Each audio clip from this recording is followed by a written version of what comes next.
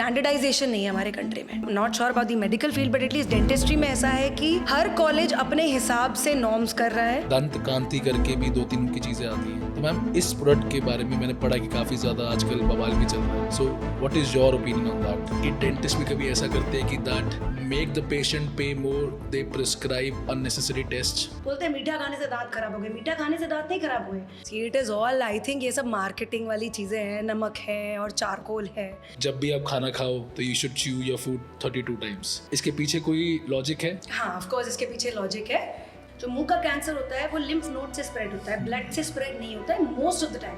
आपके हिसाब से what are the early symptoms to actually prevent oral cancer from spreading? I think the earliest symptoms जो होते हैं वो होता है एक. क्या मैम डेंटिस्ट्री फील्ड में पैसा है? हे गाइस, सो इससे पहले कि आप ये पॉडकास्ट देखें, सबसे पहले मेरी रिक्वेस्ट रहेगी आपसे कि एक बार सब्सक्राइब बटन जरूर दबाएं. मोर देन 2 लाख व्यूज है हमारे पॉडकास्ट के अंदर, yet 91% of our viewers have not subscribe to the channel. So please go ahead, subscribe करिए. बहुत ही वैल्यूएबल कंटेंट लेके आने वाला हूं मैं आपके लिए. और अगर आज के पॉडकास्ट के गेस्ट के बारे में बातें मैं करना शुरू करूंगा तो शायद शाम हो जाएगी. She is one of the most popular dentist of our country. उनकी एकेडमिक जर्नी एक ड्रीम से कम नहीं है. And I think every dentist in our country would love to be in her position. उनके बारे में जितना कहूँ उतना कम है. She was rank 1 in all India MDS exam. उन्होंने अपना अंडर ग्रेजुएशन किया है गवर्नमेंट कॉलेज अहमदाबाद से. उन्होंने अपना पोस्ट ग्रेड किया है मैमसी से, which is one of the most prolific colleges of our country. वो एक ओरल मैक्सिलोफेशियल सर्जन है. She is a mother. She is one of the most important pillars of DBMC MDS, and the most important part, she is a very good hearted person. So मैं ज़्यादा इसके बारे में और बात नहीं करूँगा, बट जस्ट बी अश्योर्ड इस पॉडकास्ट के हर सेकंड के अंदर एक वैल्यू है. You are going to get your minds blown. So ma'am, मेरा आपसे जो पहला सवाल है, I think that's the most asked question. क्या मैम डेंटिस्ट्री फील्ड में पैसा है? और इनफैक्ट अगर मैं ज़्यादा स्पेसिफिक हूँ तो जिस फील्ड में आप हैं, ओरल मैक्सिलोफेशियल सर्जन के अंदर, मैम इस फील्ड में कितना पैसा है? वन वर्ड आंसर, हाँ पैसा है. Just to elaborate a little bit, occupation किसी की फाइनेंशियल वेलबींग डिसाइड नहीं करती है. द पर्सन एज सच वो डिसाइड करता है कि वो कितना काबिल है. और वो अपने एक पेरेंट्स अपने बच्चों को पेंटर नहीं बनाना चाहते क्योंकि पेंटिंग में पैसा नहीं है. But we know painters who are earning millions. Musicians, nobody wants a बच्चा to be तबलची, but we know there are so many tabla maestros who are like name and fame and everything. So I don't think a profession decides whether a person will earn or not, but yes, broadly speaking, if your skills are good, अगर आप अच्छे dentist हो, अगर आपकी skills अच्छी हैं, definitely पैसा है. तो मैम एक dentist after their post grade, उसकी पहली सैलरी क्या होती है? Now here's a little catch. Salary तब आती है जब जॉब होती है, ठीक है. डेंटिस्ट्री में चाहे आप अंडर ग्रेड ले लो चाहे पोस्ट ग्रेड ले लो, there are very few jobs as such. Most dental surgeons are have their own clinics. Okay. So there's a little lag in beginning. Just like any medical professional, अगर आप किसी corporate hospital में join कर रहे हो तो फिर बात अलग है. Similarly, corporate hospitals do hire a lot of dental professionals, both graduates and postgraduates. लेकिन ज़्यादातर जगहों पर आप अपनी प्रैक्टिस करते हो या फिर आप किसी सीनियर के साथ प्रैक्टिस स्टार्ट करते हो तो ग्रोथ स्लाइटली स्लो होती है. But once your skills are adequate, आपको लगता है कि आपकी स्किल्स इतनी है कि आप अपना वो कर सकते हो, then there is no looking back. I mean there are कितने सारे डेंटल सर्जन्स हैं जो सिर्फ ग्रेजुएट्स हैं. They are earning nothing less than 8 to 10 lakhs पर month. Okay, more so in the Tier 2 and Tier 3 cities. जितना आप interior में जाएंगे उतनी ग्रोथ फास्ट है, उतनी ग्रोथ बड़ी है. ठीक है, अगर आप जैसे भोपाल ले लीजिए या you know any Tier 2 Tier 3 cities, faster growth है, बड़ी ग्रोथ है, कम एजुकेशन में भी ग्रोथ है. मतलब even a graduate can earn very well. तो मैम अगर आज एक dental graduate, BDS MDS graduate एक अपना सेटअप खोलते हैं तो उनकी इनिशियल में क्या अर्निंग हो जाती है? तो अगर सिर्फ ग्रेजुएट है तो इनिशियल अर्निंग हो सकती है anything between 2 to 3 lakh per month. Alright. ठीक है. और अगर पोस्ट ग्रेजुएट है या फिर अगर उसने मल्टी स्पेशलिटी सेटअप किया है कि वो अपनी स्पेशलिटी प्रैक्टिस करता है, but there are visiting people, visiting endodontist, visiting orthodontist, then there is no end to it. तो फिर अगर आपका वर्क अच्छा है, आपका स्किल अच्छा है, it can be anything between 10 lakhs 20 lakhs 30 lakhs per month. और मैम 10 साल बाद सिमिलर सेटअप के अंदर देन यू अपग्रेड ऑल्सो, आप डिजिटली अपग्रेड करते हो, आप एक्सरे मशीन्स लेके आते हो, आप सीटी मशीन्स अपनी प्रैक्टिस में लेके आते हो, आप डिजिटल डेंटिस्ट्री लेके आते हो, तो यू अपग्रेड। एंड अपग्रेडेशन के साथ आपका क्राउड चेंज होता है, आपका पेइंग कैपेसिटी पेशेंट की चेंज होती है, and then there is no end to it. और मैम एक डेंटल सेटअप को लगाने में क्या कॉस्ट आती है? सो अगर a lot of people start with a second hand setup also. आप second hand setup से start कर रहे हो तो आप 1 लाख रुपए में भी start कर सकते हो। आपने एक ठीक ठाक सी चेयर ले लिया, आपने बेसिक इक्विपमेंट्स इंस्ट्रूमेंट्स ले लिए हैं, कुछ चीज़ें आप नहीं लोगे, कुछ कंज्यूमेबल्स होते हैं जो लगते हैं। So I think 1 lakh is it's a good amount to begin your dental practice with. तो मैम एक चीज़ ना मैंने बहुत बच्चों के मुँह से सुनी है, स्पेशली BDS इंटर्न्स और जो BDS JRs हैं, कि उनको ये लगता है और इंडस्ट्री में कहा भी जाता है कि ये दोनों फील्ड काफ़ी ज़्यादा एक्सप्लॉइटेड है। क्या आपको भी ऐसा लगता है? हाँ, ये हो सकता है क्योंकि जो ग्रेजुएट करके आ रहा है स्टूडेंट, वो एक स्किल्ड प्रोफेशनल है। जिसने BDS कंप्लीट कर लिया उसकी स्किल्स हैं, बट क्योंकि बहुत सारे रीजंस हैं जिसकी वजह से द इनिशियल पे that they get is very small, वो बहुत कम है। बहुत सारे रीजंस हैं उसके लिए, बट हाँ कम तो है। And are they overwork? Most of the times yes, most of the times उनसे काम लिया जाता है, बट उस स्केल में they are not paid. Government colleges की बात मैं छोड़ दे रही हूँ, गवर्नमेंट कॉलेजेस में देयर इज नो डिस्क्रिपेंसी, जितना MBBS इंटर्न को मिलता है उतना BDS इंटर्न को मिलता है, तो वहाँ प्रॉब्लम नहीं है, बट प्राइवेट कॉलेजेस में है प्रॉब्लम। और इवन प्राइवेट सेटअप्स में, प्राइवेट क्लिनिक्स में भी द बिगिनिंग पे इज़ वेरी वेरी पुअर। आपको क्या लगता है इस चीज़ का क्या सोल्यूशन है? सोल्यूशन से पहले कॉज क्या है वो देखना ज़रूरी है कि ऐसा क्यों हो रहा है। शायद इसलिए क्योंकि मोस्ट ऑफ द प्लेसेस में जो स्किल ट्रेनिंग एक एक्सपेक्टेड है BDS स्टूडेंट से, वो स्किल ट्रेनिंग नहीं है। तो जो पेयर है, जो एम्प्लॉयर है, वो ये सोचता है कि मुझे ही सब कुछ सिखाना है इसको, तो मैं सिखाऊं भी और पे भी करूं, तो वो उसको बर्डन लगता है एम्प्लॉयर को। So they pay less and they teach him. When they are learned enough then they are paid properly. And ma'am आपको ऐसा क्यों लगता है कि स्किल ट्रेनिंग कम है?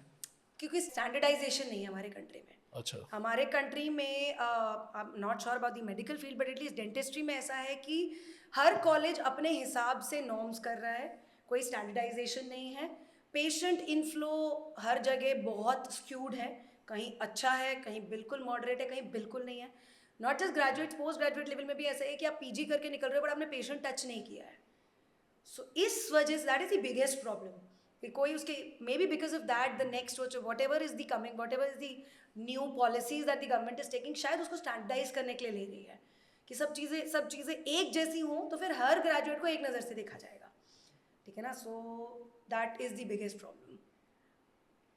हम अब एक उस चीज़ के बारे में बात करते हैं जो शायद हमारे देश में आज के दिन में बहुत ज़्यादा प्रेवलेंट है।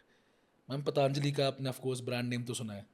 मैम पतंजलि की पेस्ट आती है, पतंजलि का मंजन आता है, दंत कांति करके भी 2-3 उनकी चीज़ें आती हैं। तो मैम इस प्रोडक्ट के बारे में मैंने पढ़ा कि काफ़ी ज़्यादा आजकल बवाल भी चल रहा है। So what is your opinion on that as a dentist of course? It's just like any other toothpaste, जैसे बाकी टूथपेस्ट हैं वैसे ही दंत कांति है। There is nothing great about it, there is nothing bad about it. जैसे बाकी सारे toothpaste हैं वैसे ही दंत कांति है, उसमें कोई there is no hype around it. और जो उनका मंजन आता है, मंजन इज नॉट रिकमेंडेड। मंजन तो पहले लाल दंत मंजन भी आता था, दंत कांति का भी अगर मंजन है।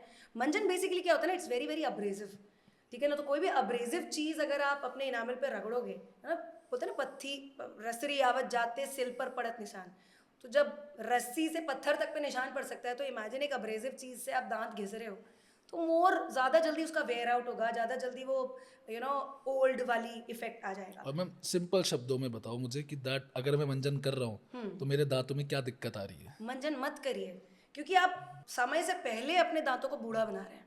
अच्छा। You are just eroding the superficial layer very very fast, ठीक है। साल में एक बार आपने कर लिया इट्स ओके, बट वो रेगुलरली करने वाली चीज़ नहीं है मंजन, बिल्कुल ख़राब चीज़ है। बिल्कुल खराब चीज़ है। तो मैम एक चीज़ और है कि दैट सदियों से एक चीज़ चली आ रही है, प्रथा चली आ रही है कि दैट हमारे जो बड़े बूढ़े थे घर के, दादा दादी वगैरह थे, दे यूज्ड टू डू दातुन। तो दातुन के बाद मंजन का कॉन्सेप्ट आया, तो क्या वो गलत थे? नहीं, वो बिल्कुल भी गलत नहीं थे।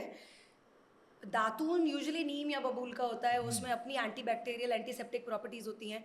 और अगर आप देखिए पहले ज़माने में ना हमारी डाइट भी बहुत अलग थी। हम पिज़्ज़ा बर्गर नहीं खाते थे पहले, हमारी डाइट ज़्यादा रॉ चीज़ें होती थी, ठीक है, खीरा, कच्चे फल, डायरेक्ट बिना उसको स्लाइस किए हम डायरेक्ट फल खाते थे, तो उससे हमारा सलाइवा ज़्यादा बनता था, सेल्फ क्लेंजिंग होती रहती थी हमारे दांतों की।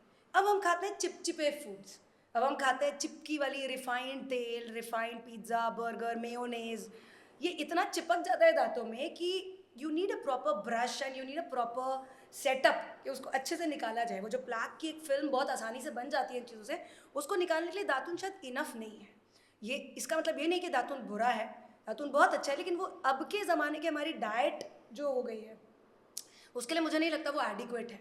उसके लिए आपको एक प्रॉपर ब्रश चाहिए जो हर कोने तक पहुंचे, और प्लस इतना आसान नहीं है नीम। आपने किया कभी नीम का दातुन? नहीं। क्या आप कर सकते हो? नहीं। Nobody can do it. पर पहले के ज़माने के लोग भी बहुत स्ट्रॉन्ग विल्ड और एक मतलब वो कर लेते थे, अब कोई नहीं कर सकता वो। आई थिंक अब तो हमारे इसीलिए इतने दांत सह भी फ्लेवर्स, नहीं पाएंगे।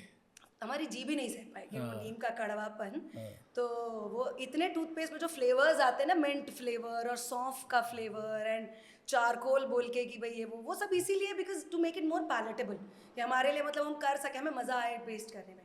पहले के लोग मज़े के लिए पेस्ट नहीं करते थे, दांत साफ करने के लिए पेस्ट करते थे। तो ये एक बहुत बड़ा डिफरेंस है, इसीलिए दातून और ये सब नीम के दातून और ये सब अब प्रचलन में नहीं है।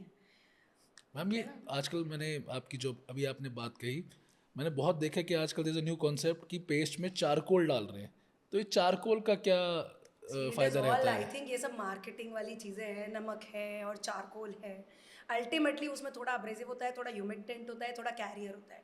वही 4-5 चीज़ें होती हैं, बस अलग अलग फ्लेवर्स है कि वो ऐसी, वो जब आप स्पिट करते हो, जब आप थूकते हो तो एक काला से रंग का झाग निकलता है, तो वो ऐसी फीलिंग देता है पेशेंट को, आपको, कि भाई मेरी सारी गंदगी निकल गई है मुंह से, ठीक है ना। जस्ट कि वो जब पियर्स या कोई भी ऐसा हम सोप लेते हैं तो वो ट्रांसपेरेंट सा दिखता है, तो ऐसी फीलिंग आती है कि हाँ, हमारी स्किन भी ऐसी सॉफ्ट सॉफ्ट थी, बड़ी अच्छी सी ना हो जाएगी, जबकि वो so it's just a marketing gimmick. It's just a marketing gimmick. कोई चारकोल मतलब नैनो पार्टिकल्स हो भी सकते हैं चारकोल के, but I don't think there is any medical benefit to it.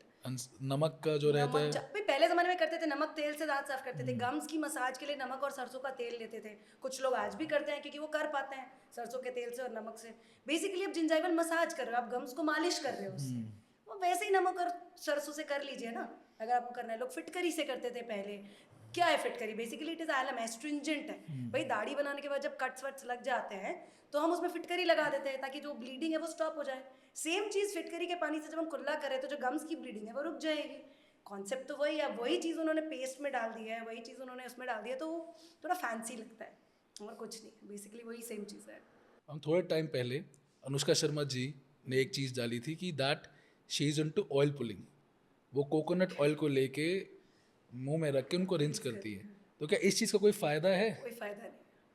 I mean I am sure उसने अगर किया है तो कुछ सोच के किया होगा, कुछ पढ़ बिल्कुल। के किया होगा, बट प्रैक्टिकली स्पीकिंग अगर आप नॉर्मली ब्रश कर रहे हो दैट्स इनफ। फ्लॉस कर लीजिए, आपको बहुत चमकदार दांत चाहिए, you floss, you clean your brush twice a day, that's enough. Oil pulling एक तो प्रैक्टिकली बहुत डिफिकल्ट है, मुंह में तेल को रखना और 2 से 10 मिनट तक घुमाना प्रैक्टिकली पॉसिबल नहीं है, ठीक है, मतलब बहुत डिफिकल्ट है। और कोई खास एडवांटेज नहीं है उसका, ऐसा नहीं होगा कि सारे बैक्टीरिया उसी तेल में चिपक के निकल जाएंगे। You still have to brush, simply brush कर लो ना, तो तेल को घुमाने की क्या पॉइंट है। तो हम इसी के बाद एक और बात पूछता हूँ, अगेन बचपन की चीज़ है जो शायद हमारे बड़ों ने हमें बताई है कि जब भी आप खाना खाओ तो you should chew your food 32 times. इसके पीछे कोई लॉजिक है? हाँ, ऑफ कोर्स इसके पीछे लॉजिक है। 32 टाइम जैसे आप काउंट करके नहीं करते हो, but you should chew well. और जब आप 32 टाइम्स ऐसे दिमाग में लेके चलते हो तो आप क्या करते हो, आप you ensure that you are chewing properly. आप लेफ्ट से भी च्यू करोगे, आप राइट से भी च्यू करोगे, which is a very healthy habit. कभी कभी क्या होता है ना, कभी हमें दांत में दर्द है या कुछ छोटी मोटी चीज़ है, हम उस साइड से च्यू करना छोड़ देते हैं, हम प्रेफरेंशियली एक ही साइड से च्यू करते हैं, फिर वो हमारी हैबिट बन जाती है, फिर उससे रिलेटेड गम डिजीजेस, जॉइंट डिजीजेस होती हैं। तो जो ज़्यादा च्यू करना है उसका 2 पर्पज़ है, एक तो आप अच्छे से दोनों साइड्स को यूज़ करोगे और आपका फूड अच्छे से ग्राइंड हो जाएगा, your absorption of minerals will be better. जो आपका खाने से जो पोषण आपको मिलना चाहिए वो पोषण मिलेगा, ठीक है ना। बच्चे कई बार ऐसे करते हैं कि जल्दी जल्दी में खा रहे हैं, मान लीजिए कुछ भी खा रहे हैं, एग खा रहे हैं या रोटी खा रहे हैं, निगल लेते हैं बच्चे, अच्छे से च्यू नहीं करते, तो उसमें से क्या ही खाना अब्जॉर्ब होगा, क्या ही न्यूट्रिएंट्स अब्जॉर्ब होंगे। वो माएँ बोलती है ना, बच्चा मतलब 3 रोटी खाता है लेकिन इतना सुकड़ा पतला है, बिकॉज वो ऑब्जॉर्व नहीं हो रहा है ठीक से, may be because is the first step in digestion is chewing. Digestion, खाने को पचाने का पहला स्टेप है चबाना, वही वो अच्छे से नहीं कर रहा है बच्चा. सो 32 एज अ नंबर आप काउंट प्रैक्टिकली नहीं कर सकते, बट आपको अच्छे से you should take time and chew your food properly. तो मैम एक सेइंग है आजकल चल रही है इंटरनेट पे, good oral health is equal to good overall health. आप इसके साथ सहमत हैं? देखिए, as a dental surgeon, as a maxillofacial surgeon, मैं मोर देन 100% सहमत हूँ. एज अ जनरल सिटीजन और एज अ नॉर्मल पर्सन भी मैं इससे सहमत हूँ, क्योंकि हम अपने दिन की शुरुआत अपने मुंह से करते हैं. हम सुबह उठते हैं, पहली चीज़ क्या करते हैं? हम ब्रश करते हैं, या फिर हम खाते हैं, या फिर हम बोलते हैं. ठीक है ना, हमारी ज़्यादातर चीज़ों की शुरुआत या फिर एंड मुंह से हो रहा है. तो ओरल हेल्थ तो डेफिनेटली अच्छी होनी चाहिए. आपको अच्छे से स्माइल करना है, एज सिंपल है. आप कुछ मत करो, खाओ भी मत, बोलो भी मत, स्माइल तो करोगे ना. या रोगे तभी दांत दिखेंगे. तो everything that you do more or less it begins with your face and begins with your oral cavity. So good oral health definitely आपकी जनरल हेल्थ पे बहुत बड़ा इम्पैक्ट रखती है. मैम ओरल हेल्थ के लिए क्या आप हमारी ऑडियंस को कुछ टिप्स देना चाहेंगी? आई थिंक 3 चीज़ें बोलना चाहूँगी. फर्स्ट इज कि एक बार अच्छे से ब्रश करो. ठीक है, जो 2 बार कर सकते हैं very good. If you can brush in the night, ये बहुत अच्छी प्रैक्टिस है कि अगर आप रात को भी कर सकते हैं. पर अगर आप रात को बहुत अच्छे से नहीं भी कर पा रहे हो तो एक बार तो ढंग से करो. ठीक है, एक ढंग का ब्रश ले लीजिए जो हर जगह आपके दांतों में पहुंच सके. लोग इतना बड़ा ब्रश लेते हैं ना, लोग सोचते हैं कि बड़ा ब्रश, रेक्टेंगुलर ब्रश बहुत अच्छा होगा. सिंपल ब्रश, राउंड, छोटा, जो हर जगह पहुंच सके, अच्छा ब्रश लीजिए और एक बार अच्छे से ब्रश करो. So that is my first recommendation कि एक बार तो अच्छे से करो. 2 बार कर सकते हो, वेरी गुड. दूसरी चीज़ है, जो भी खा रहे हो उसके बाद रिंस कर लो. अगर आप चाय भी पी रहे हो ना, आई विल रियली रिकमेंड कि उसके बाद भी रिंस करो. बिकॉज पानी के अलावा जो भी चीज़ मुंह में जा रही है ना, बच्चों को बोलते हैं चॉकलेट मत खाओ, इससे दांत सड़ जाएंगे. पिज्ज़ा मत खाओ, इससे दांत सड़ जाएंगे. अरे बच्चों को ही तो चॉकलेट खानी होती है. आप और मैं भी खाते हैं, हम बच्चों को कैसे रोकेंगे? सो आई विल नॉट रिकमेंड कि ये मत खाओ या वो मत खाओ. सब खाओ, सब पियो, मतलब पीने वाली चीज़ें पियो. बट जो भी आप ले रहे हो उसके बाद रिंस कर लो. That will solve 90% of your oral health problems. लोग बोलते हैं मीठा खाने से दांत खराब हो गए. मीठा खाने से दांत नहीं खराब हुए. मीठा खाने के बाद जो आपने कुल्ला नहीं किया उससे दांत खराब हुए. मीठा खाने से जो और नुकसान है वो है, बट रिंस कर लीजिए. So that is my second recommendation कि जो भी खा या पी रहे हो, दूध भी पी रहा है, अगर बच्चा दूध पी के स्कूल जा रहा है या फिर आप चाय पी के जा रहे हो, एक हल्का सा कुल्ला कर लीजिए. यार लोगों को फ्लेवर चाहिए होता है बहुत टाइम से. नहीं यार, चाय का फ्लेवर है मुंह में, 10 मिनट ले लो फ्लेवर, फिर कुल्ला कर लो. जस्ट रिंस, सिर्फ कुल्ला कर लीजिए. That will solve a lot of your problems. और तीसरी चीज़ ये है कि जैसे हम ऑफ्थेल्मोलॉजिस्ट को दिखाते हैं कि यार कहीं हमें नंबर तो नहीं आ गया, कहीं हमें चश्मे का नंबर तो नहीं है, हम एक बार फुल बॉडी चेकअप कराते हैं बॉडी में कि यार कहीं पता नहीं कुछ कोई वैल्यूज़ ऊपर नीचे और हमें पता ना चल रहा हो, कोलेस्ट्रॉल ना बढ़ रहा हो. वैसे एक बार साल में आप अपने डेंटिस्ट को मिल लीजिए. कुछ चीज़ें ऐसी होती हैं जो डेवलप हो रही होती हैं, और उस डेवलपिंग स्टेज में अगर आप उस बीमारी को रोक लो, जैसे बहुत सारी गम डिजीज़ होती हैं जो इनिशियली आप ट्रीट कर लो तो बहुत इजीली ट्रीट होती हैं, बाद में चल के करना महंगा भी होता है और डिफिकल्ट भी होता है.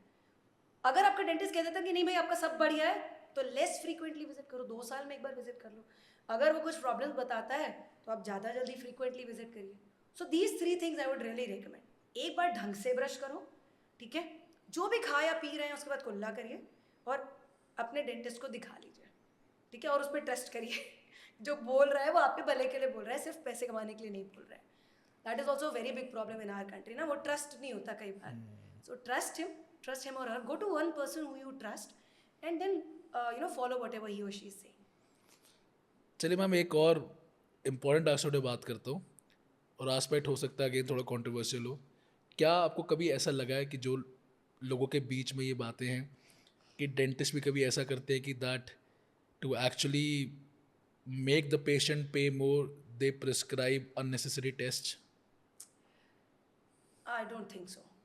देखिए, अच्छे या बुरे लोग हर प्रोफेशन में हो सकते हैं. सो मैं ऐसे कोई ब्लैंकेट रूल नहीं बना सकती. बट जो भी एक अच्छा प्रैक्टिसिंग डेंटल सर्जन है, यूजुअली वो पेशेंट के बेनिफिट में ही सोचेगा. ठीक है ना, बहुत तरीके हैं पैसे कमाने के. हमको 4 टेस्ट एक ही पेशेंट से एक्स्ट्रा लिख के कुछ इतना, you have to sleep peacefully after all. तो मुझे नहीं लगता ऐसे ज़्यादातर डेंटिस्ट ऐसा कुछ करते होंगे. पेशेंट को क्योंकि अभी तक उस दांत में दर्द नहीं हुआ है तो उसको लगता है अरे ये ट्रीटमेंट ज़रूरी नहीं है. That is the problem. That is when the mistrust comes. तब पेशेंट को लगता है कि यार इस दांत में तो प्रॉब्लम ही नहीं है, इस दांत में तो कोई दर्द ही नहीं है. भाई 32 दांत है, अगर डॉक्टर आपके 4 दांत में प्रॉब्लम बता रहा है, दर्द आपको एक ही दांत में है, लेकिन वो 3 और दांत में प्रॉब्लम बता रहा है, जिसमें शायद 1 महीने बाद जाके या 6 महीने बाद जाके दर्द होगा, तो पेशेंट को ये लगता है कि इसमें तो कोई प्रॉब्लम ही नहीं है, इसमें क्यों प्रॉब्लम बता रहा है। देन द पेशेंट फील्स कि नहीं यार ये पैसे कमाने के लिए बोल रहा है। यूजुअली ऐसा नहीं होता है ना। अब हार्ट तो एक ही है, अगर आपको हार्ट में पेन है तो कार्डियोलॉजिस्ट उस एक ही हार्ट को ट्रीट करेगा, बट डेंटिस्ट में समझो ऐसा नहीं है, there are many teeth. True. और जब आप एक का ट्रीटमेंट कराने जाते हो तो it is the duty of the dental surgeon to evaluate all your teeth, to आपको ये बताना कि इसमें तो आपको प्रॉब्लम दिख रही है बट इसमें भी सेम प्रॉब्लम आ सकती है। फिलिंग करा लोगे तो प्रॉब्लम यहीं रुक जाएगी, रूट कैनाल नहीं कराना पड़ेगा। सो कई बार पेशेंट को बहुत अच्छे से समझ में आता है, कई बार पेशेंट को नहीं समझ में आता है, कई बार पेशेंट्स उसको नेगेटिवली भी ले लेते हैं। सो थोड़ा सा ट्रस्ट लेके जाइए अपने डॉक्टर के पास, और बहुत हो गया तो सेकंड ओपिनियन ले लीजिए, क्रॉस चेक कर लीजिए। मोस्ट ऑफ द टाइम्स आपका सेकंड ओपिनियन वही कहेगा जो फर्स्ट ओपिनियन कह रहा है। मैम मैं रूट कनाल के बारे में एक बात कहूँगा। I think root canal ma'am मुझे लगता है कि डेंटिस्ट्री में सबसे ज़्यादा कॉमन चीज़ हो चुकी है। लेकिन मैम रूट कैनाल तक के कॉमन आदमी के स्टेप क्या होते हैं?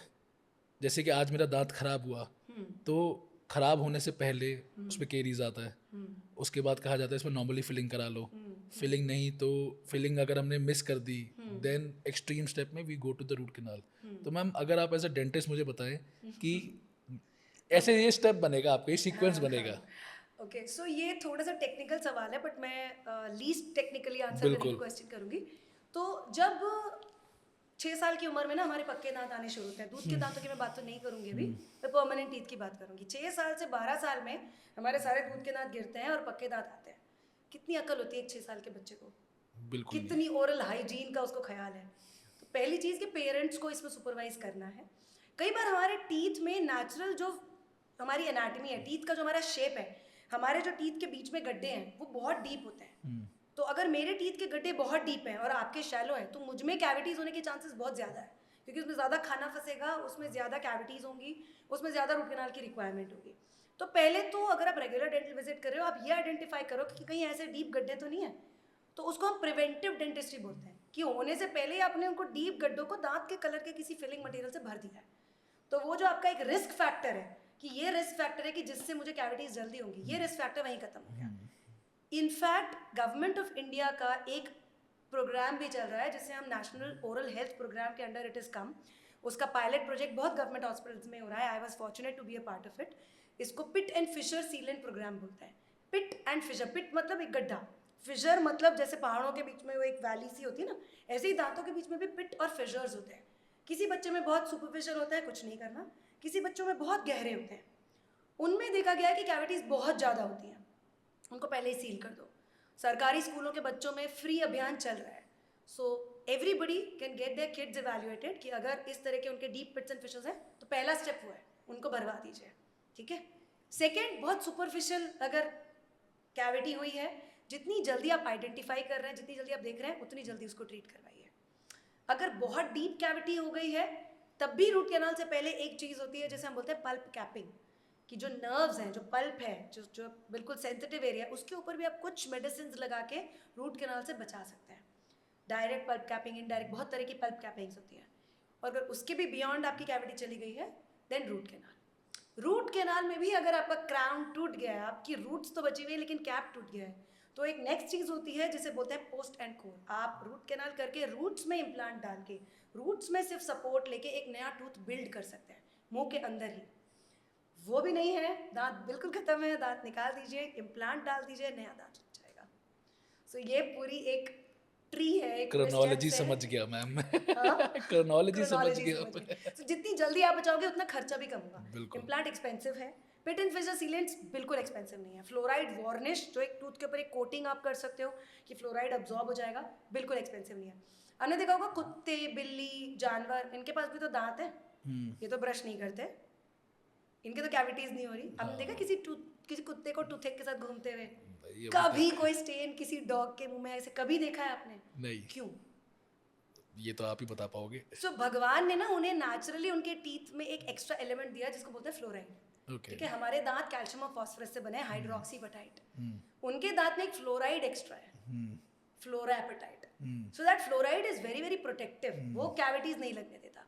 इसीलिए जितने भी पेस्ट आ रहे हैं, फ्लोराइड टूथपेस्ट आ रहे हैं, वो फिर भी मेडिकली रिकमेंडेड है कि अब बच्चों की एज में जब कोल्ड ड्रिंक ज़्यादा पीते हैं, रिजॉर्प्शन ज़्यादा होता है, फ्लोराइड डाल दो पेस्ट में, किसी फॉर्म में तो फ्लोराइड जाएगा। जो डेवलप्ड कंट्रीज हैं, यूरोपियन नेशंस हैं, अमेरिका है, उसमें गवर्नमेंट पानी में फ्लोराइड डालती है। एक exact amount of fluoride, few ppm, parts पर मिलियन, 500 ppm फ्लोराइड या ऐसे कुछ एग्जैक्ट अमाउंट ऑफ फ्लोराइड उनके नेशनल ड्रिंकिंग वाटर में होता है, ताकि वो पानी वो बच्चा पिए और उसके टीथ स्ट्रांग हो सके।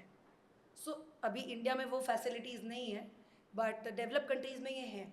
सो फ्लोराइड इज़ वन थिंग जो बताता है। तो फ्लोराइड की हम लेयरिंग करते हैं बच्चों के टीथ में, इवन अडल्ट के टीथ में, कि उस लेयर से थोड़ा फ्लोराइड अब्जॉर्ब होगा, कैविटीज़ के चांसेस कम होंगे।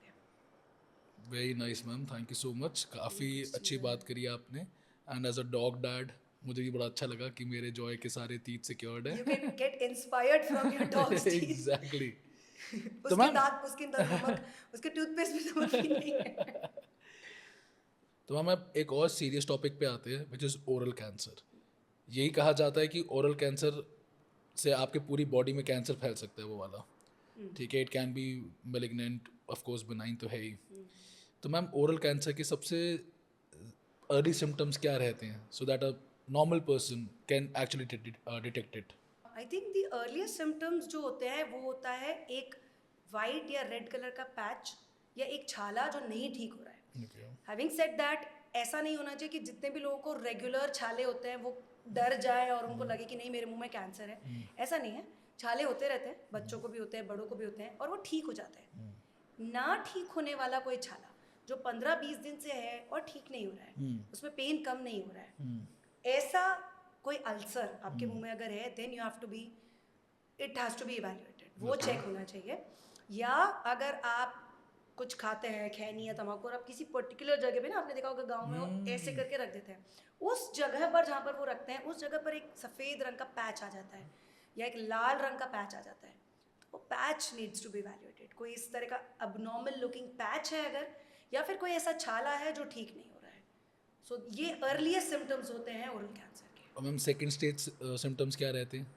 फिर वो स्प्रेड होने वाले सिम्टम्स होते हैं, फिर आपके नेक पे आता है, फिर आपको सुनपन लगने लगता है, आपका पेन बढ़ने लगता है, अगर आपके बोन में जा रहा है तो आपके टीथ ढीले होने लगते हैं, आपके टीथ लूज होने लगते हैं, बिना किसी कैविटीज़ या गम डिजीज़ के भी वो बोन लॉस होने लगता है।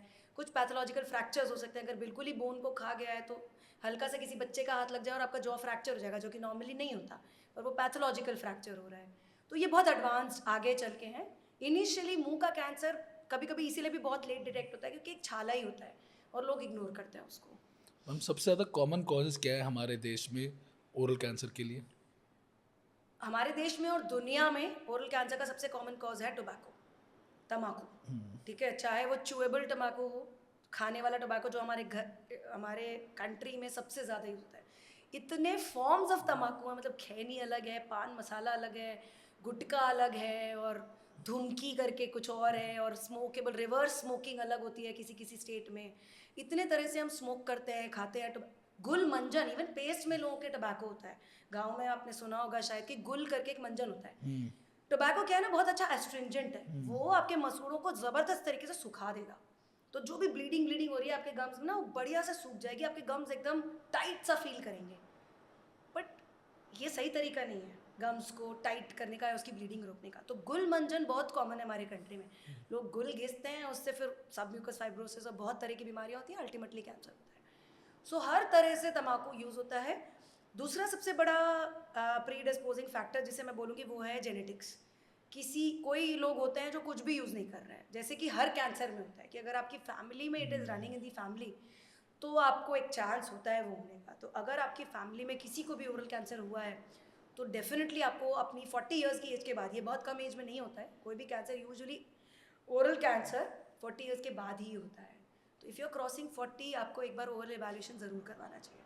सो जेनेटिक्स एंड टोबैको, ये दो चीज़ें हैं जो सबसे ज़्यादा ओरल कैंसर कराते हैं। तम्बाकू के आपने पैकेट में भी देखा होगा, वो बड़ी सी एक कैंसर वाले मरीज़ की फ़ोटो भी लगाते हैं कि एटलीस्ट वो देख के डरे इंसान, बट फिर भी इतना यूज़ होता है। तो मैम इसी के बारे में एक और बात करता हूँ।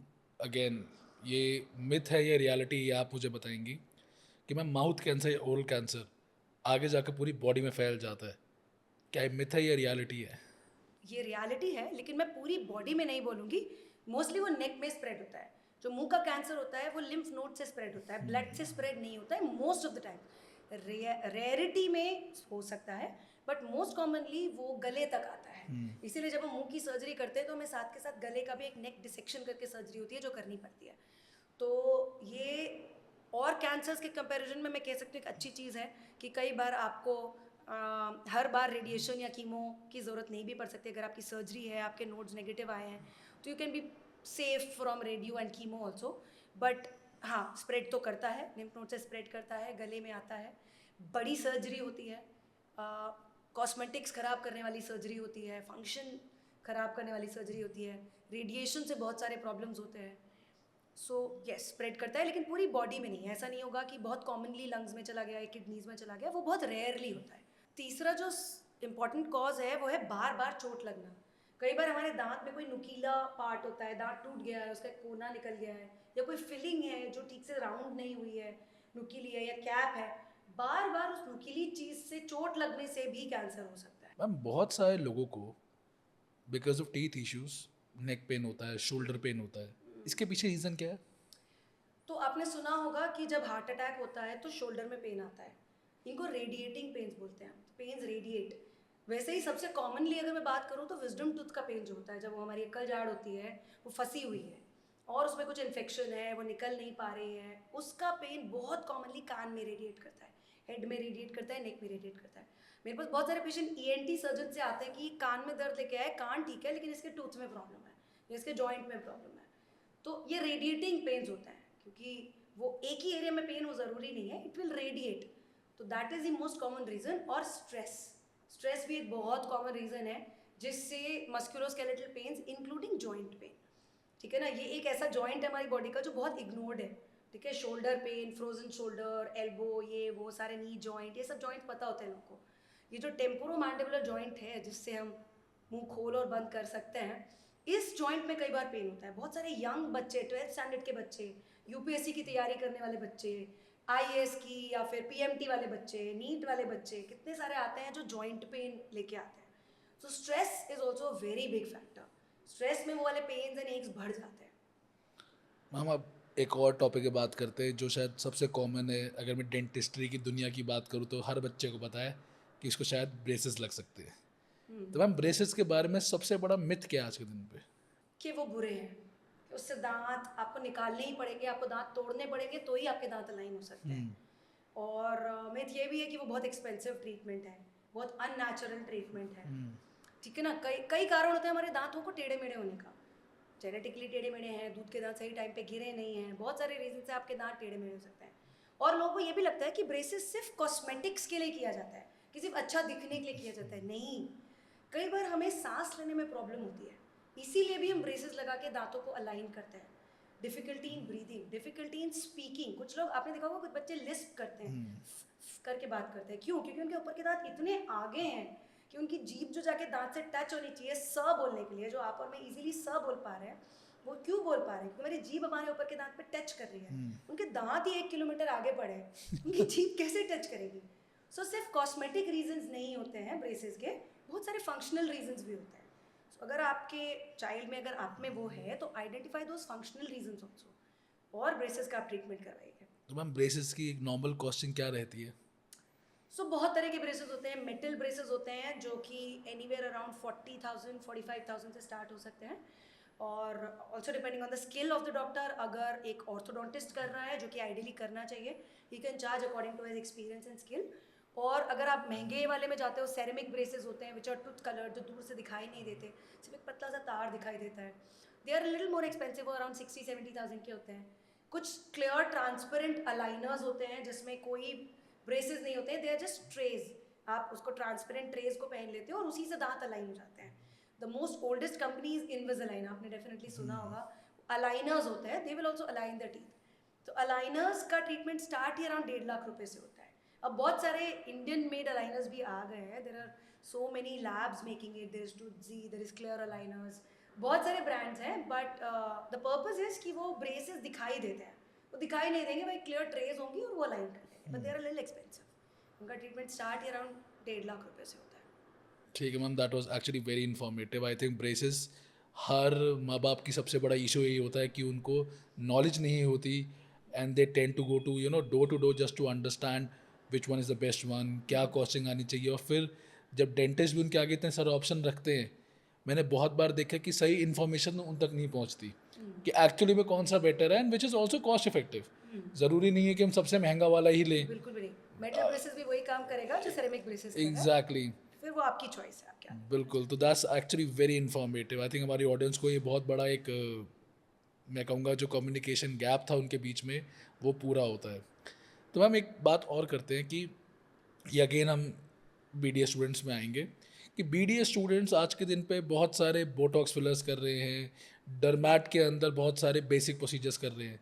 What is your opinion about that? देखिए बहुत सारे कोर्सेज होते हैं जिसमें अब क्योंकि डेंटिस्ट्री में आप मैक्सिलोफेशियल रीजन पे वर्क करते हो, ठीक है, it is not just the oral cavity, but आप पूरा ही मैक्सिलोफेशियल रीजन पे आपका मास्टरी होती है, आपका कमांड होता है.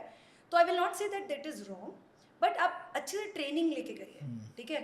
Maxillofacial surgeons they do it, some of them do it very beautifully. तो जैसे डर्मेटोलॉजिस्ट कर रहे हैं, जैसे प्लास्टिक सर्जन्स कर रहे हैं, वैसे dental surgeons can also do it provided they are trained properly, ठीक है. ये सब डबल एजेड स्वॉर्ड है. बोटॉक्स क्या करेगा, आपके एक मसल को पैरालाइज करेगा. अगर आपने अच्छी जगह पे कर दिया तो वो एक बहुत सुंदर सा एक ना, it will make a very fancy beautiful face. अगर आपने गलत कर दिया तो वो उतना ही बुरा भी दिख सकता है. सो जो भी कॉस्मेटिक ट्रीटमेंट्स हैं, जो भी इस तरह के ट्रीटमेंट्स हैं, आप वेल ट्रेन्ड होके करिए. BDS I don't think they are allowed to do it, but postgraduate maxillofacial surgeons are allowed, properly they are allowed, and they can do it with proper training, they can do it. तो ma'am मैंने देखा कितने सारे celebrities हैं. I mean Anushka Sharma ने अपने lips filler कराए थे, ठीक है. आई थिंक राजकुमार राव ने रिसेंटली बोटॉक्स कराया है. एंड मैंने तो सिर्फ न्यूज़ में पढ़ा है दैट उनकी काफ़ी ज़्यादा जो सारे ये होते हैं गॉसिप मैगजीन्स होती है, सेलेब मैगजीन्स होती है, they have pointed it out. तो मैम आपके हिसाब से क्या बोटॉक्स के कोई साइड इफ़ेक्ट्स होते हैं, and for example is it harmful, and कब करवाना चाहिए किसी को अगर करवाना पड़ भी रहा है तो? देखिए ये सारी कॉस्मेटिक ट्रीटमेंट्स हैं, ठीक है, ये आपको खुश करने के लिए हैं, ये नेसेसिटीज नहीं है, ये लग्जरीज है, ठीक है. तो करवाना चाहिए या नहीं करवाना चाहिए इज अ पर्सनल चॉइस. अति हर चीज़ की बुरी होती है, अति आपको किसी भी चीज़ की नहीं करनी चाहिए. वंस इन अ व्हाइल आपने करवा लिया, इट इज़ ओके. बोटॉक्स और फिलर्स दो अलग चीज़ें हैं. जो आप बोल रहे हो अनुष्का शर्मा ने वगैरह, दे आर ऑल फिलर्स. वो आपको लिप को वॉल्यूम देने के लिए या किसी एक एरिया को हाईलाइट करने के लिए, दीज आर फिलर्स. वो स्किन के नीचे वाले एरिया में जाके उसको पॉप अप कर देते हैं. So if it is done properly, किसी किसी का फ्लॉलेस होता है, बिल्कुल पता नहीं चलता है. किसी का इतना बुरा होता है कि वो लोग ना डिप्रेस हो जाते हैं. There are a lot of celebrities, I would not like to take their name, but they get depress and उसकी पूरी पर्सनैलिटी फिर because of that depressive change in their face. तो कई बार ये होता है कि हम कराना तो कुछ चाहते हैं बट हो कुछ और जाता है. Again it's a double edged sword. अगर एक ट्रेन पर्सन कर रहा है, अच्छे से कर रहा है, बोटॉक्स क्या करेगा, बोटॉक्स टाइटन कर देगा चीज़ों को, लिफ्ट कर देगा. तो जैसे आपकी स्किन सैग कर रही है, आपको ओल्ड सा लुक आ रहा है, वो आपको पुल अप सा लुक दे देगा, एक यूथफुल लुक दे देगा. So if it is done properly, if it is done by a train person, it's very good, but it should be done by a train person. And अति मत करिए, अति unnatural चीज़ों की अति अच्छी नहीं है. बिल्कुल. Aging is also an art, you should age with dignity, they say. Having said that, it's a very personal choice. If somebody wants to not have the wrinkles, it is definitely their choice, and get rid of the wrinkles. वो कहते हैं ना ageing हो तो बच्चन साहब जैसी हो वरना ना हो. वो मेल है ना, वो मेल है. अब हम हेमा मालिनी की भी तो दाद देते हैं. बिल्कुल बिल्कुल देते हैं. So it's a very personal thing. Graceful. So, it should be graceful. You should be happy about it. The person who's getting it done should be happy about it. दुनिया क्या बोल रही है सिर्फ उतना फर्क नहीं पड़ता. But these are all cautiously done things. बहुत फेमस लोगों का भी काम खराब हुआ है, तो हम तो फिर भी नॉर्मल लोग हैं, तो बहुत ध्यान से, बहुत कॉशियसली हमें करवाना चाहिए. मैम अब और मिथ्स पे आते हैं हम लोग. एक सबसे बड़ी मिथ है कि दैट टीथ स्केलिंग, इसको हम टीथ क्लीनिंग भी कहते हैं आसान शब्दों के अंदर, उससे दांत ढीले हो जाते हैं. Ma'am is it true? It's absolutely not true. दांतों को पकड़ के रखने वाला स्ट्रक्चर क्या है, गम्स, और उसके अंदर बोन. तो गम्स और बोन ने दांतों को पकड़ा हुआ है. कभी कभी क्या होता है, बार बार डिपॉजिट होने की वजह से एक गंदी सी लेयर, एक कैल्सीफाइड, जैसे स्टोन्स हो जाते हैं ना, हमारे गॉल ब्लैडर में स्टोन्स हो जाते हैं, किडनी में स्टोन्स हो जाते हैं, ऐसे एक स्टोन टाइप की लेयर हमारे टीथ के अराउंड जम जाती है. गम्स को उसने हटा दिया है, बोन को उसने गला दिया है, पर उसने दांत को पकड़ लिया है. और जब वो टूट के गिरती है तो दांत हिलने लगते हैं, चाहे वो खुद से टूट के गिरे, चाहे डेंटिस्ट उसको क्लीन करके निकाले. दैट डजंट मीन कि अगर ट्यूमर हुआ है तो आप उसको काटोगे नहीं ना, भले घाव होगा पर आपको निकालना तो है ही। तो ये रीज़न होता है कि थोड़े टाइम के लिए आपको दांत हिलते लगते हैं, बिकॉज जिस चीज़ ने दांत को पकड़ा था उसको उस गंदगी ने गला दिया है। सो वो if you take it out, slowly things regenerate, चीज़ें ठीक होती हैं, and there are treatments available. तो क्लीनिंग पर से दांत नहीं ढीले होते। मैम कितना इंटरवल में एक नॉर्मल आदमी को क्लीनिंग करानी चाहिए? डिपेंड्स ऑन उसको कितनी जल्दी डिपॉजिट होता है। जैसे किसी को डैंड्रफ बहुत जल्दी हो जाती है, किसी को एक्ने बहुत जल्दी, पिंपल्स बहुत जल्दी हो जाते हैं। सो जिसको ज़्यादा हो रहा है उसको ज़्यादा ध्यान रखना है। तो मैम हम सेल्फ एग्जामिन कैसे कर सकते हैं कि हमें डिपॉजिट कैसे हो रहे हैं? मिरर से, आप मिरर में देखिए आप, और कुछ एरियाज ऐसे हैं जो आप नहीं देख सकते, इसीलिए मैंने स्टार्टिंग में भी बोला था विजिट योर डेंटिस्ट। एटलीस्ट साल में एक बार कोई आपका रिलेटिव जा रहा है उसके साथ चले जाइए, एक अपना भी एग्जामिनेशन करवा लीजिए। अगर मैम मिरर में हमें एग्जामिन करना हो तो हमें क्या देखना चाहिए? आप ये देख सकते हैं कि कोई अबनॉर्मल सी पीली लेयर तो नहीं जम रही है, कुछ स्टेन्स तो नहीं है। अगर आप स्मोकर हैं, अगर आप एक्सेसिव टी या कॉफ़ी यूज़र हैं, तो कोई स्टेन्स तो नहीं हो रहे, बिकॉज स्टेन्स के ऊपर भी डिपॉजिट्स बहुत जल्दी होते हैं। तो ये सब चीज़ें आपको देखते रहनी है। कोई वाइट पैच तो नहीं हो रहा है, अगर आपको ओरल कैंसर भी साथ के साथ, अगर आप स्मोकर हैं तो आपको वो रिस्क भी है। तो इस तरह से आप अपना गाल, अपनी जीभ, अपना पैलेट, तालू वगैरह इस तरह से चेक कर सकते हैं। और जो अंदर के एरियाज हैं उसके लिए आपको विजिट करना पड़ेगा डॉक्टर को। Actually very informative ma'am. I think हम सबको अपने जो टीथ है वो सेल्फ एग्जामिन करने चाहिए, I think every week, so that we are always on top of the situation. Ma'am इसी के आगे कंटिन्यू करता हूँ कि बिकॉज इतने सारे मिथ्स है, उनके पीछे एक रीज़न ये भी है बिकॉज डेंटिस्ट्री के अंदर क्वाकरी बहुत ज़्यादा बढ़ रही है। आई थिंक लोगों को शायद समझ में नहीं आता, बट कोई भी एरा गैरा आता है, कहता है कि मैं डेंटिस्ट हूँ और वो तुम्हारे काम करना शुरू कर देता है। कितनी बार होता है कंपाउंडर्स ने सीखा होता है मेजर डेंटिस्ट से, बिल्कुल और वो अपना इक्विपमेंट सेकेंड हैंड खरीदते हैं और काम शुरू कर देते हैं। बिल्कुल बिल्कुल। मैम इसके बारे में आपका क्या कहना है? बहुत कॉमन है डॉक्टर नचिकेत, लैब टेक्नीशियंस क्योंकि उन्हें डेंचर्स बनाने आते हैं, क्योंकि उन्हें प्रोस्थेसिस थोड़े बहुत बनाने आते हैं, तो वो अपने आप को फिर डॉक्टर ही समझते हैं। और बहुत हैं दिल्ली में, एनसीआर में, और बहुत सारे छोटे छोटे जो डेंसली पॉपुलेटेड एरियाज हैं वहाँ पर बहुत सारे ऐसे हैं जिन्होंने क्लिनिक्स खोले हुए हैं, जिन्होंने एक्चुअली डेंटल असिस्टेंट का जॉब छोड़ के क्लिनिक खोला हुआ है, और वो क्वाकरी ही कर रहे हैं। वो मुंह में ही एक्रिलिक का डेंचर बना के चिपकाते हैं। So many patients come to us with problems कि उससे उनको बर्निंग हो गई, बर्निंग से कैंसर हो गया या कुछ प्रॉब्लम हो गई। तो ये बहुत कॉमन है। जैसे मेडिकल ऑफिसर्स, बहुत सारे मेडिकल मतलब ऑफिसर्स, वो जो एमबीबीएस भी नहीं है बट वो मेडिकल ऑफिसर्स बने हुए हैं। कितने सारे लैब टेक्नीशियंस हैं जिनको कोई ट्रेनिंग नहीं है but they are doing nursing, they are doing dialysis technician, बहुत सारे ऐसे हैं। तो इट इज़ कॉमन। वो तो रेगुलेशंस पे है, how you can curb on that, but it is common. So थोड़ा सा जो लोग जा रहे हैं ट्रीटमेंट के लिए, सिर्फ सस्ते ट्रीटमेंट के लिए, please don't go to quacks just because वो फिलिंग आपकी 200 रुपये में कर देगा और एक डॉक्टर शायद 1000 रुपये लेगा। बट ये आपका ऑर्गन है, आपका मुंह है, जिसके साथ वो लिबर्टी ले रहा है। तो सिर्फ थोड़े से पैसे बचाने के लिए अगर आपका ये अप्रोच है तो please avoid that. Please go to a well trained person.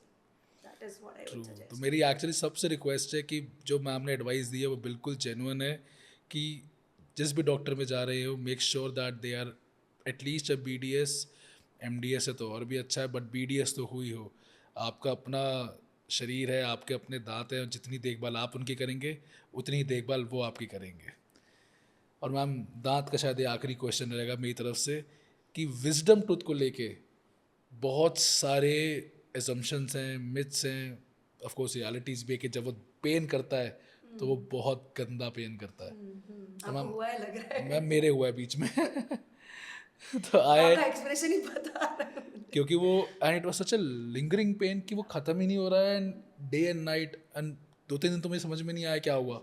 So I took pain killers, try to curb it down, but थोड़े टाइम बाद of course I visited my dentist and then they said कि wisdom tooth का pain है, they did their procedures and everything. तो ma'am आपके बारे में आपको मतलब कि what do you think about this thing? So क्या होता है ना कि this is the last tooth to come out. 18 से 24 इयर्स की एज में ये आना शुरू करता है मुंह में, ठीक है। और पहले क्या होता था, पहले आदमी बहुत बड़ा था, the man, initial man was a big human. धीरे धीरे धीरे करके छोटा होते गया है, जॉ भी छोटा होते गया है, लेकिन टीथ अभी भी उतने ही है। तो there is no space for that tooth. Unfortunately wisdom tooth के लिए जगह ही नहीं होती मुंह में। बहुत कम लोग होते हैं जिनके मुंह में वो टूथ अच्छे से आ पाता है। बाकी जॉ इतना छोटा हो गया है अब, क्योंकि हमारे फूड्स रिफाइंड हो गए हैं, बहुत सारी चीज़ें हैं, तो फंसा रहता है। अगर तो अच्छे से फंसा हुआ है कि भाई पूरा अंदर है, बाहर आया ही नहीं है, तब तो कोई प्रॉब्लम नहीं है। अगर वो अच्छे से निकल गया है तो भी कोई प्रॉब्लम नहीं है, लेकिन वो जो बीच की सिचुएशन होती है जिसमें वो आधा सा निकला है, थोड़ा सा दिख रहा है, उसमें जाके खाना फंस रहा है, उसमें जाके कैविटी हो रही है, वो situation is a problematic situation. वो वाली सिचुएशन पेनफुल हो जाती है, वो वाली सिचुएशन में उसको निकलवाना पड़ता है। एंड माइंडेड विजडम टूथ का भी इकलौता proper treatment is take it out. वो चूइंग के यूजली काम का होता नहीं है, कोई स्माइलिंग के कोई फंक्शन नहीं है उस टूथ का, unless it is properly erupted. तो जब वो फंक्शन नहीं है तो उसमें क्यों ट्रीटमेंट्स पे टाइम वेस्ट करें, just take it out, usually problem solve हो जाता है। सो मैम अब अपने लास्ट सेगमेंट में आ रहे हैं. It's of course the kind of rapid fire we play always, but इस बार थोड़ा सा ट्विस्ट डाला है हमने, नया तरीका डाला है. मैम मैं आपको एक स्टेटमेंट दूंगा और आपको मुझे बताना है इज इट अ रियलिटी और is it a myth. Okay. तो ma'am your time starts now. Bad oral health can cause a stroke. Yes, just to elaborate, bad gum health, because gum is a part of oral cavity. Gums diseases have a direct correlation with heart diseases. Oh nice. It is very well known, it is reviewed in medical papers कि gum diseases have direct correlation with heart diseases. Stroke is obviously a neurological problem, but yes, there is a correlation. Shocking actually ma'am. One should brush after every meal. No, you should rinse after every meal. It is practically not possible and not required to brush after every meal. Floss करने से दांतों में gap आ जाता है. Myth, नहीं आता है. Pregnant women should not go to a dentist. Absolute myth. Pregnancy के टाइम पे इतना हार्मोनल चेंजेस होता है कि इतनी सी भी गम डिजीज फ्लेयर अप होके आती है. Pregnancy gingivitis is a complete disease in itself. So pregnancy tumours, pregnancy epulis, pregnancy gingivitis, definitely before you plan pregnancy अगर आप प्लान भी कर रहे हो तभी भी आपको अपने डेंटिस्ट के पास जाना चाहिए और एक complete evaluation and clean up करवाना चाहिए. हमारे रूरल इंडिया में मैम ये बहुत बड़ा मिथ है. नहीं, ये बिल्कुल गलत है. Definitely you should visit even before and during your pregnancy. Alright ma'am. Zero sugar soft drinks cause no harm to the teeth.